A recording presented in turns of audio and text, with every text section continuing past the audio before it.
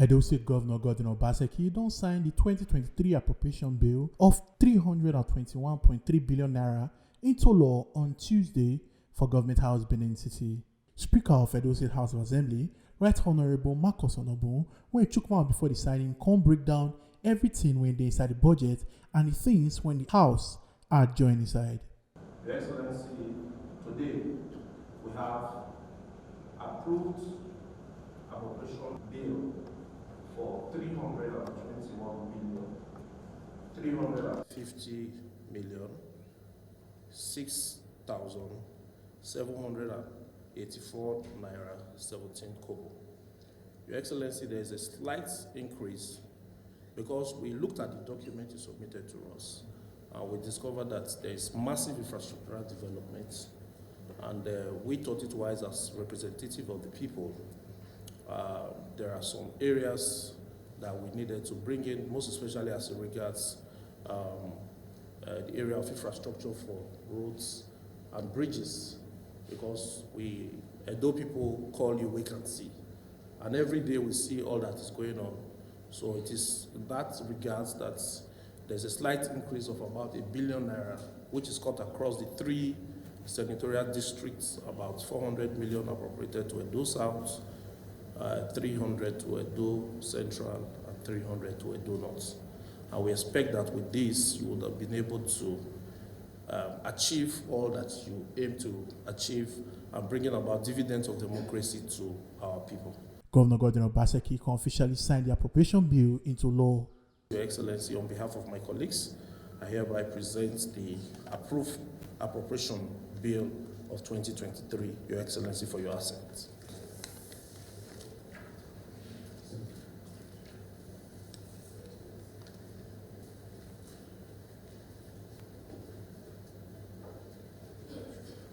Governor Obaseki contacted the Speaker and the members of the House for their ginger to sharply pass the budget into law. Profound gratitude to Mr. Speaker and his colleagues in the Assembly for the sleepless nights and very hard work that they've had to undertake to make sure that this budget is considered and passed on time. We know that these are not easy times for you. We know that you're currently in the field pursuing your political ambitions, but you still took off time from the very tight electoral schedules to attend plenary, to attend the committee sessions, and diligently went through each line item in the bill before you passed it into law. We are indeed very appreciative because we know that more than ever before, this particular budget has been quite tasking to you. And I know because in our private conversations, you said, look, this is the last budget I'm going to consider as Speaker.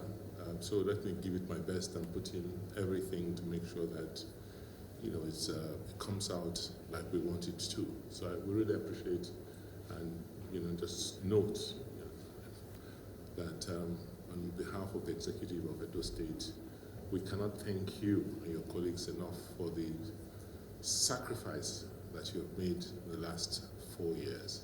The budget for 2023, which we have just signed into law, is a watershed budget, very significant budget. Because as we reviewed the year 2022, we found out that we broke every record in the year 2022. First, in terms of budget performance, we hit more than 90%, which is considered excellent in the paradigm of budgeting, which means that our estimated revenues of 220 billion, we got almost more than 90% of those revenues in to finance the budget of 2022. And also, if you look at the breakdown for the budget of 2022, we insisted and emphasized a lot more capital expenditure than recurrent. And unfortunately, we had a very long and extended rainy season.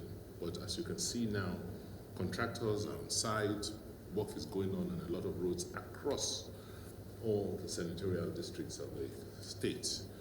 Some of those works will spill over certainly into the new year. So it's not just us being able to ensure we are able to earn what we estimate that we'll earn, but also the way we have spent what we've earned. The council asked for the cooperation of Edo people to help government continue to serve them. More of the resources we have earned have gone into serving the people of Edo State, to building infrastructure, whether it is road infrastructure, digital infrastructure, electricity, and all the things that people need so that their businesses can thrive. We've also not neglected our investments in education or skills development for job creation and health. These items have sculpted up the bulk of what we earned and spent in the year 2020. With this experience, we now see a window. We now see that clearly we can achieve what we are estimating for the year 2023, provided the citizens of the state cooperate with us. Bulk of this budget will be funded from internally generated revenues. And we can see where the revenues are coming from. Because of the improvement in the economic environment, we can see that businesses are thriving in certain areas, particularly in the areas of construction, real estate, services. And we expect that those businesses that are doing well will pay the taxes due to them. The government is doing its best to boost the economic environment, and we expect that citizens must also contribute by paying their tax revenues. When you come into a city today, compared to 4 years ago, most people who run hotels and hospitality business will attest to the fact that their occupancy rates in their hotels is, hitting an all-time high.